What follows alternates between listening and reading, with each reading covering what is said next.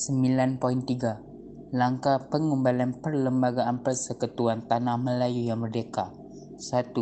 Sebanyak 131 memorandum bertulis diterima, antaranya daripada pihak Raja-Raja Melayu, parti politik, badan awam dan orang perseorangan untuk dipertimbangkan.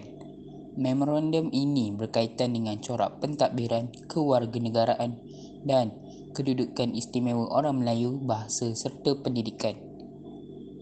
Memorandum daripada pihak Raja-Raja Melayu. Raja-Raja Melayu mengemukakan memorandum baginda sendiri. Antaranya, baginda mencadangkan supaya persekutuan yang merdeka mempunyai seorang ketua negara yang dikenali sebagai Yang di-Pertuan Agong.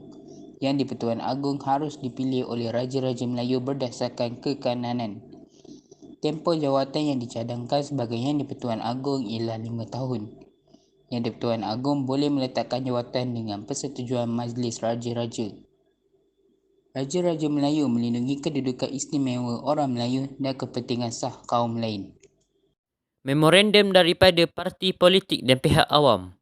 Soal kewarganegaraan.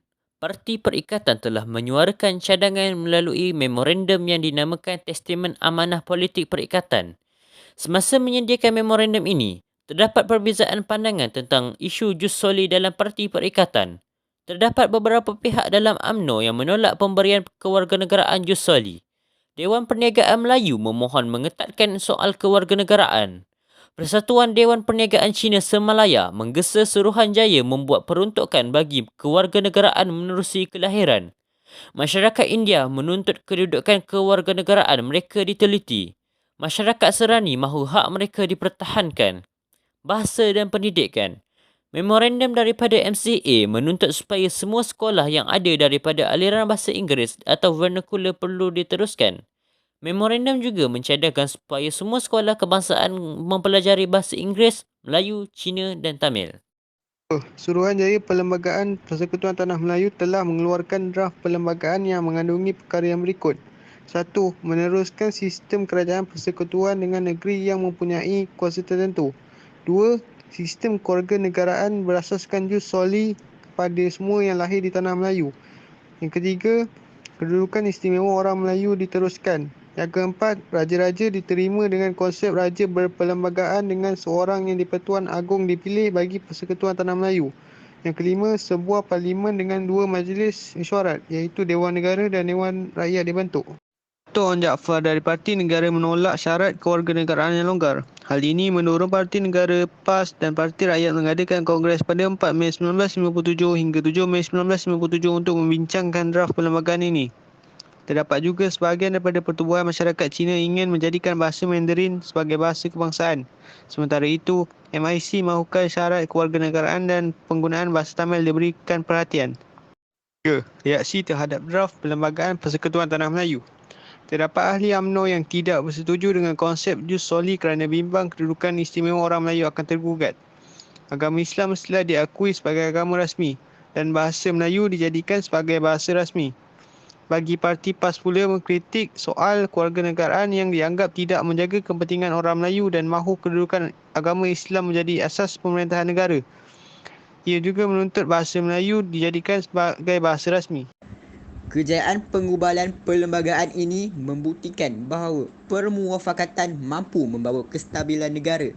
Sikap keterbukaan dengan menerima pandangan daripada pelbagai pihak perlu dipertahankan agar negara kekal maju dan harmoni.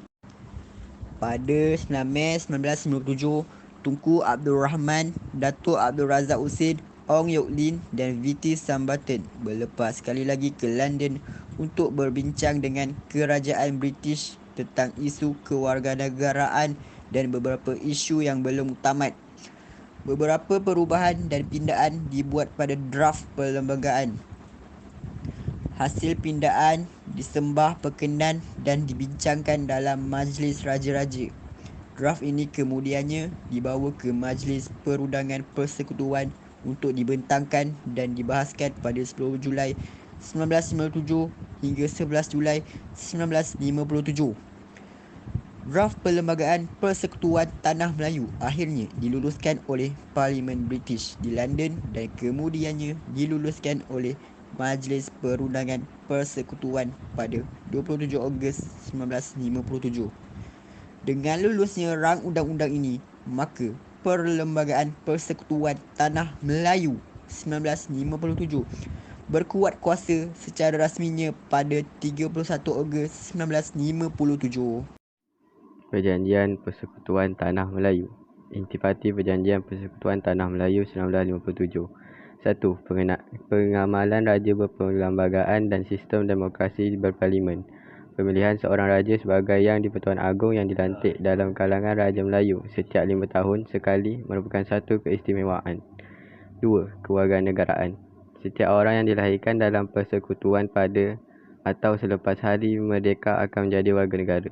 Kewarganegaraan diberikan dengan 3 cara. Pertama, melalui penguatkuasaan Undang-Undang Perkara 14. Kedua, memohon didaftarkan sebagai rakyat. Perkara 15. Dan ketiga, memohon untuk menukar kewarganegaraan atau naturalisasi. Perkara 19. Perkara ini dapat dilihat dalam Perlembagaan Persekutuan 1957. Kedudukan istimewa orang Melayu dan kepentingan khas kaum lain. Perjanjian persekutuan menjaga kedudukan istimewa orang Melayu walaupun semua rakyat persekutuan tanah Melayu mempunyai hak serta kewajipan yang sama. Rakyat keturunan Melayu diberikan beberapa keutamaan dengan mengambil kira status mereka sebagai rakyat asal tanah Melayu.